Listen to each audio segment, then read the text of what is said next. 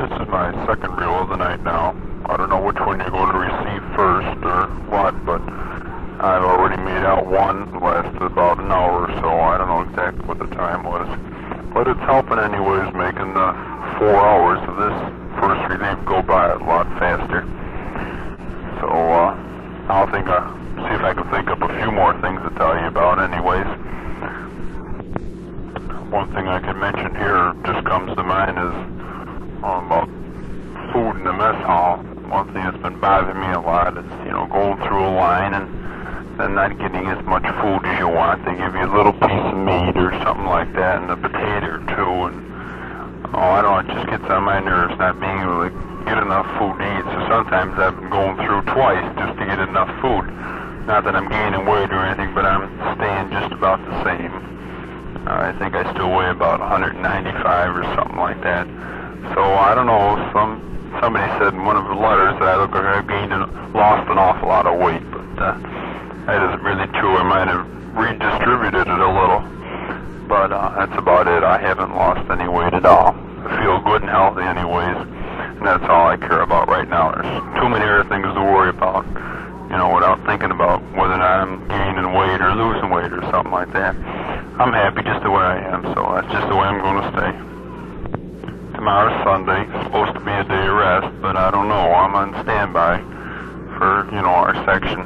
So, at least I won't have to worry about the morning because the guys will be over in the shop. But in the afternoon, seems like whenever I'm on standby, everything has to break down in the whole area. But, I just hope they don't start calling me out again tomorrow afternoon. I'd like to just relax a little bit, I suppose. I had to go down the dang presser. We had to switch machines this past week, and that was really a commotion. We only had one other machine we could give them, and that was our only shop float of that type. And Major Hollander insisted we had to switch these machines. So now, I went down and I installed them. We had to go down at 11:30 at night. I had to take these two machines down myself and Steve French. We went down there, and First Sergeant was down there, and officers that worked at the press center, and I had installed, these two teletypes. Steve helped me, of course, and took me about an hour and 15 minutes, I think it was, which, in my opinion, is a darn good time for taking two machines off and putting two back on and getting in touch with Saigon again. This is a direct line for the Marines. The dang press center is run by the Marines, and this is a direct line for them right to Saigon, and they report all casualties and things like that. So it's a mighty important line. They're going to bring the priority on it right up to, I think, 1A or something like that. It's a very important circuit. In the past, it hasn't been given the right priority, and they've been having all sorts of troubles. Just had a little interruption here. One of the other posts called up, and he wanted to know what time it was. Right now, it's 8:45 at night. I started my relief at 6 o'clock. I go from 6 to 10. Then I'm off from 10 until 2. And they call me at 2 in the morning, and I have to stay out here until 4:30 in the morning. And I go back to bed at 4:30, and I get up in time probably for chow at about 6:45 or something like that, just so I can get some chow in me. Because, boy, I just can't go without my meal until, lunchtime. 12 o'clock that morning just seems to drag so awful. But it's quite a long time, standing up here. Each guy has to stand out here 6.5 hours total for the night. And believe me, it kind of gets a little boring up here. So I got my radio up here too. I borrowed Cook's radio. So when I get done doing my tapes here, I'll turn our Air Force radio station on, and they play all the old records and things like that, and it's kind of nice just sitting around listening to that music. I have to keep looking out here, I got my big spotlight shined out there, and you have to turn it around every once in a while and see if you see anybody moving around. We got all barbed wire lined around the fence here, a lot around the perimeter here, it's about maybe 8 or 9 feet high, the fence, and it's all rolls of barbed wire, and it's pretty hard for anybody to get through. But, they could sneak up. There's all weeds and things around here, and there's a kind of an open field right next to this post here, and that extends back maybe maybe 300, 400 feet, something like that, and it's kind of a corridor that they once used about maybe a year ago when they hit the air base here. They snuck right through here. But, now it's pretty heavily defended. They've got a Vietnamese guard about 250 feet up from where I'm standing now, and he's got a big machine gun sitting up there and a big spotlight he's shining out there, too, right in the field.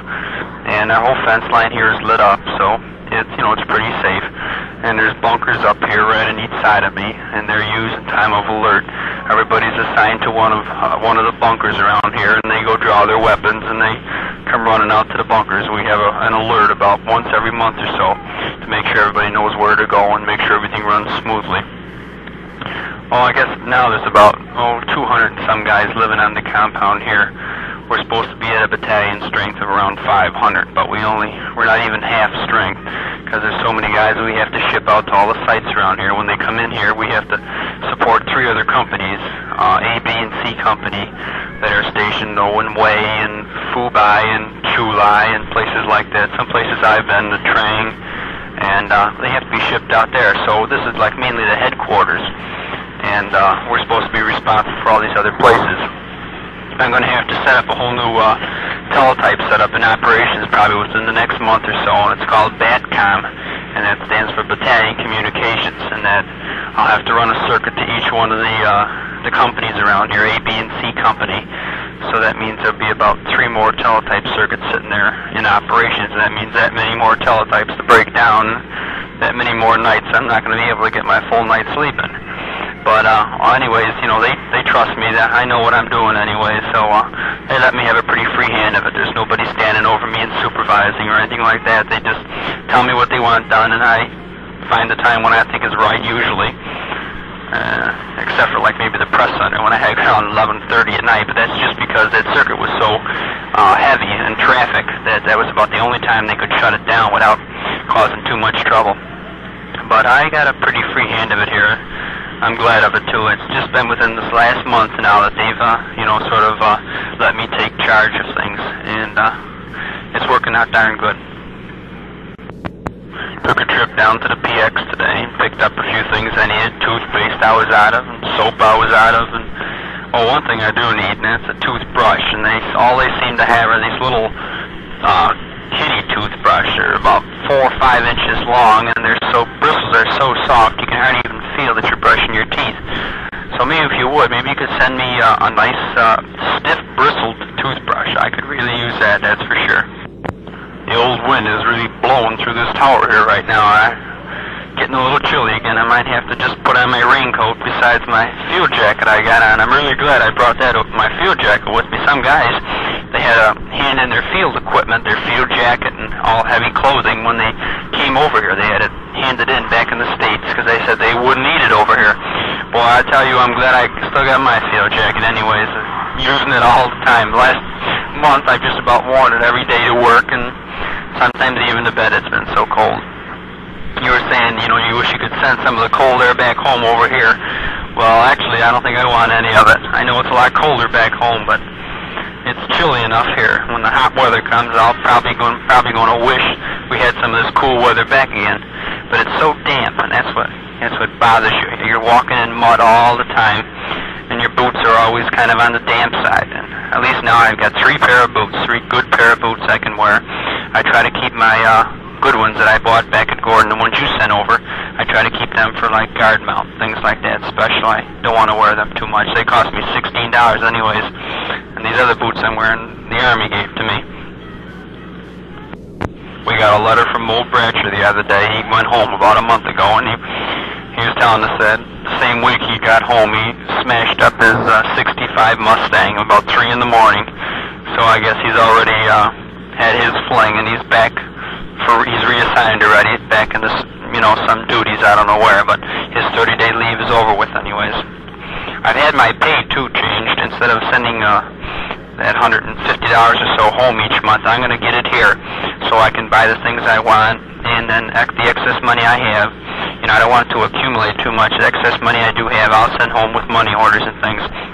I think it'll work out good that way. We've had a couple good shows in the club, especially over the holidays. We had a couple real good ones. So that kind of helps make the time go by, too. It's something to look forward when we know we got a show coming up in the club. I've taken just a couple pictures of the shows, but they've been real nice, and I've enjoyed going to them, too. We haven't had any movies in about the last month. Our movie projector broke down, so at nights I usually just play my guitar, do a workout, or just go to bed because I'm too tired. Before I get one of my sentences cut into, I better switch the reel over now because it's